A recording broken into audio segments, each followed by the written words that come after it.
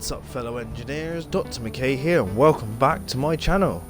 And we're back again with another Space Engineers rocket build video. And in this video we are showcasing the Soyuz rocket for mod.io.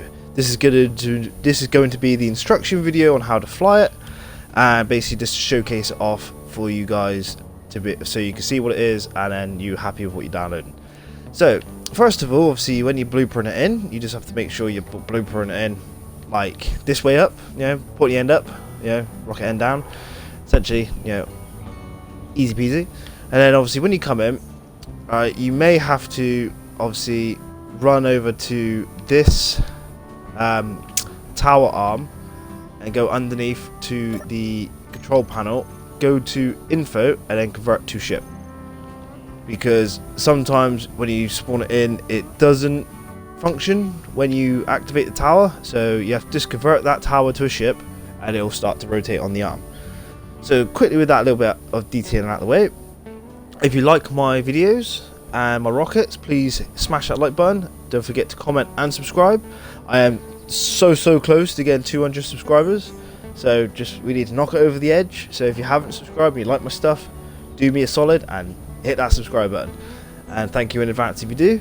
So with that said, we're going to jump straight into the Soyuz mod.io showcase with a quick tour of my launch area and the rocket before we take it for a flight, and show you how it all works. So obviously, like usual with my rockets, I build a tower that's similar or almost the same as the launch pad in real life. Now obviously I don't have any crawlers or anything for these rockets because the PC limit won't allow it to have such a big complicated build, so we just go for a static launch pad. And obviously with the shuttle over there as well, I've got a tower and obviously launch pad and whatnot. Now with the Russian Soyuz rocket, we have kind of a weird tower system, unlike the Americans. It's a tower that kind of grabs the rocket on all four sides. I think maybe a couple more arms, but generally four sides. And then you have like one tower that goes all the way up the top. I think it's one on the other side, but on mine it's just the one. And then it attaches to the fairing, and inside the fairing is the Soyuz where the astronauts will get in. And then obviously the Soyuz is accompanied inside the fairing. Now when you spawn it in, this is what it would look like with it all open and with the fairing open, because if you spawn it in, I don't know if it's a glitch, a bug, or just because the game likes to do this, but even when I've gone on two hinges and there are blast door blocks along the edge, when you spawn it in with the fairing closed, it sticks together, like physically sticks together, and all the blocks emerge. So you have to unblock it to release it and then put it back together again. But if you spawn it in open, and it doesn't have that problem. I had to do the same thing with the shuttle. As you can see with the shuttle, this is essentially how you would spawn it in with the payload bay open. So it doesn't really change the build. All you got to do is make sure you close the fairing. Now this is basically what we have on the rocket. We have the center core, which is the one that goes up the middle. We have 4 boosters that basically give us the extra oomph to get out of the planet's gravity. And obviously landing, well, obviously we have pistons with a merge block for basically the lock into the launch pad. Now obviously each booster and tower has a connector to refuel, and this is on all of them, so you could refuel all of them if you're going in survival. And we do have a H2O2 tanks with O2H2 generators. Now up as we got the central core, we have another connector for the central core's fuel, and we have a connector on the tower. Then we have stage separation, which we have inside a single engine. Now I have noticed when I was researching the Soyuz on some of them have 4 engines in this stage. But 4 engines on this stage is overkill on Space Engineers. You just need the one. So I kind of went with the one to make staging a bit easier than trying to fit 4 engines in. Because if you look at the central core at the bottom, you don't have any room for a merge block. So it literally takes up the entire area of the rocket. So we just went with the one engine. So that might be an inaccuracy of saying it's a one-to-one exact replica, because it's slightly altered, but that's just because Space Engineers isn't exactly easy to replicate it for real life. You know, we can get close to the look, but for the technical know-how and the angles and stuff, it's square blocks, isn't it?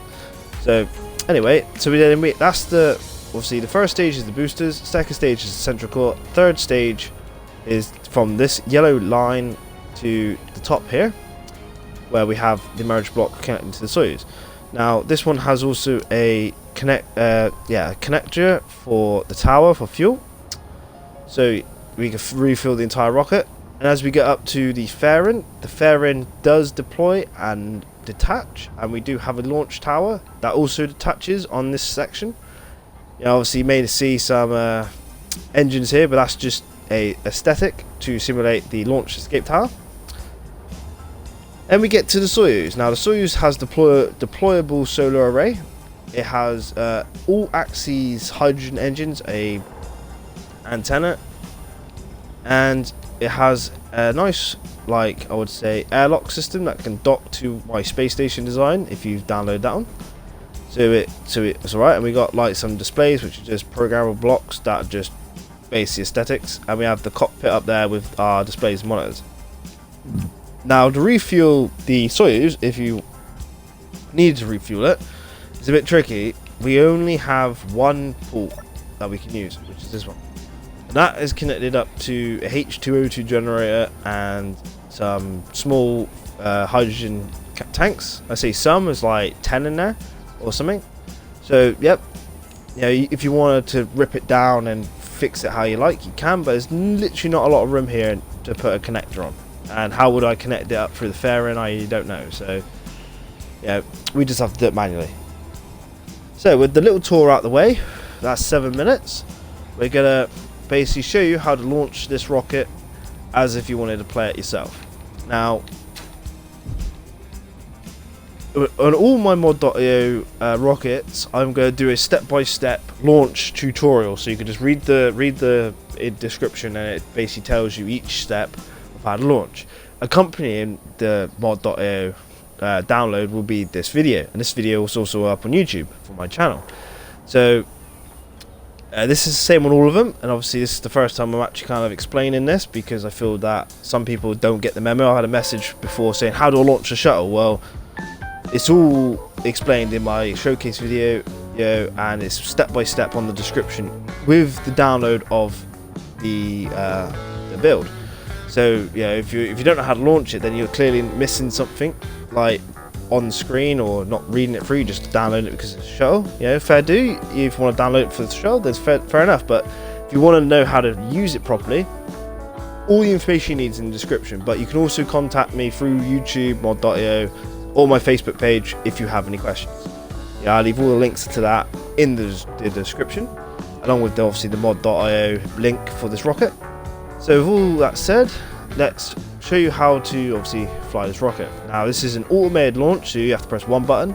You can alter it to fly it however you want, but this is essentially how I have set it up to be like real life. So you come up into this like mission control center. It's pretty bare. We didn't have enough funding. Right, obviously that's a fuel tank for hydrogen, and we have 3 buttons. Now you press them in order. You press 1, 2, 3. So you go 1, and that shuts the fairing. We press 2, it does the tower, and then number 3, as you probably guessed already, it locks the tower. Well, not locks the tower, it locks the connection blocks for refueling. Now if it does need refueling, these tanks, if you have them set right, I don't think I have, because this is creative mode and I tend to forget to set them to stockpile or transfer, so you could just tinker with that if you need to. And then obviously once it's fueled, it's obviously fueled when you spawn it in. If you're a creative, you hop up in this makeshift imaginary elevator shaft, go to the tippy top, well, not say tippy top, you go to the top where the crew access ramp is, or arm. Oh,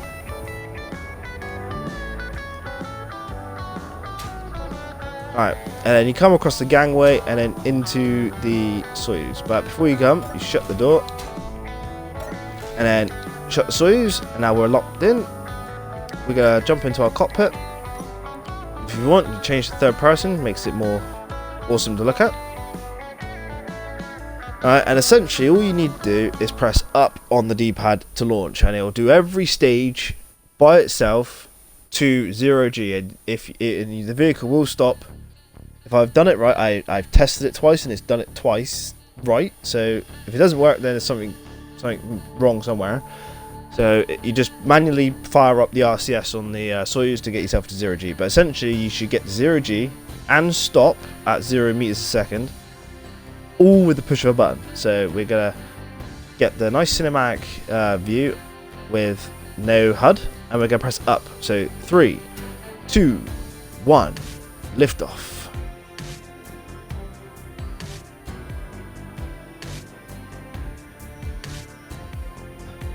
And there we go. The launch of the Soyuz. Pretty awesome, if I do say so myself. Now, what I normally do like a small roll program, alright, which is a technical term that launcher rockets have, to adjust the plane of angle so it goes downrange. You know, so normally I just press B.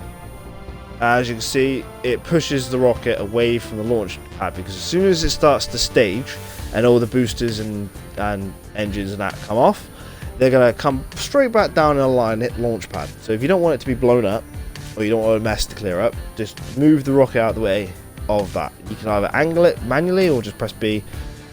You know, I press B because it doesn't really change the timer. So just do that until you're comfortable enough that you think that you're out of range of anything underneath. So what we got to do now, we just got to wait until staging. So what I'm going to do, I'm going to maybe not narrate and let it just fly as you're watching. I'm going to fast forward it up until I start talking again. So what I'll do, I'll catch you in a minute.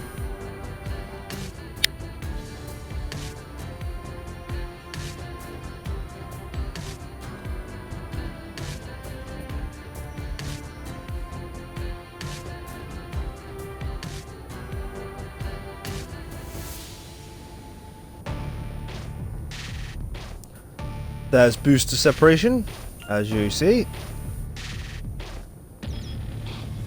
Nice and clean, no damage to the central core, and they just fall back down. Like I said, if you don't move the rocket out of the way, they'll fall straight back on your tower, so hopefully we've moved enough out of the way. And now the second core, or second stage, which is the main core of the Soyuz, would propel us up until the next stage. We're at 15,000 meters, so now I think previously it did stage at like just over 10,000, so I changed it by an extra 30 seconds. So hopefully it's right. Yeah.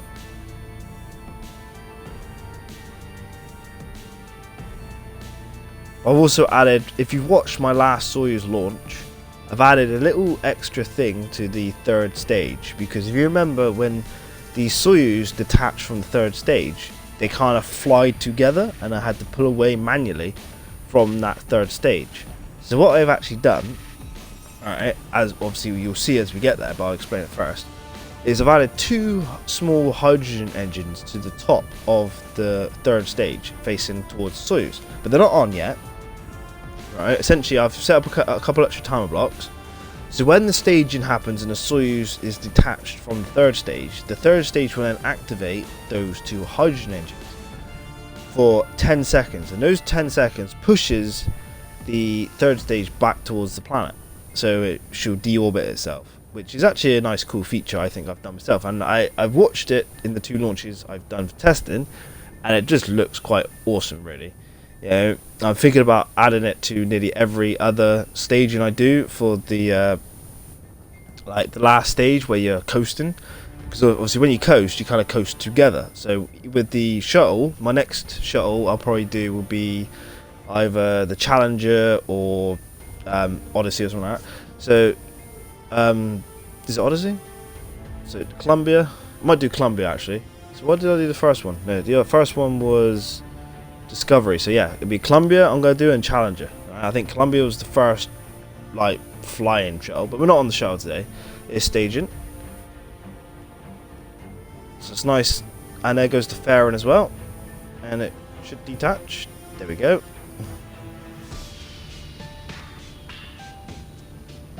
So that is nice and cool.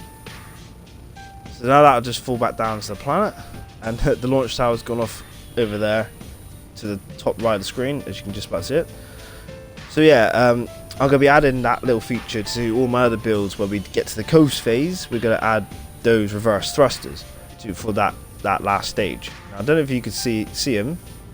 They're just, see where that white block is to the bottom segment of the rocket. There's 3 of them actually, not 2, and that will essentially fire up as it separates. Now we're coming up to 30,000. Now if I've done this right, I think I have timed it right, and like I said, I've launched twice. We separate and we do coast quite a way there. So let's just hope this should be the one I've saved and blueprinted in. But I've done a lot of blueprinting over the last couple of days, and you know, I forgot to name it. I have renamed it, so don't worry. I will rename it right when I upload it. So far this is the one that's correct, because all the engines are there and it's timed properly. So just have to watch this next bit. This next bit is quite cool, because the Soyuz deploys its solar array, as well as the 3rd stage descends back down. And like I said, I'm gonna implement this in all my other rocket designs. Now, I'm a bit stuck on what my next rocket should be. Right, obviously, I'm gonna keep building my space station with the shuttle, but I want to build some more real-world rockets. I like either the Atlas V or the Delta IV Heavy, or like maybe the Titan rockets. You know, something like that. Maybe put my hand at the N1 rocket, or make the Buran, which is a Russian form of shuttle. The shuttle, here we go, and there we go. They're firing backwards, and off it goes. And there goes our solar array deployment. So going back to the rockets, I would like you guys, right, the people who watch my channel and like my rockets, to pick for me in the comments the next rocket I build, like next real life rocket, and I'll get all the measurements. I'll do it to scale of what it is. So it could be a purely satellite payload rocket, like most of the rockets nowadays, or we can have a human rated rocket, like the Mercury rockets or the Gemini rocket, or trying to think of the other ones. It's not a really lot of human. I think the Chinese have a human rated rocket, which I think is a Long March something or other. So just let me know, and whatever votes I get, or not whatever votes, but the most common rocket that you pick.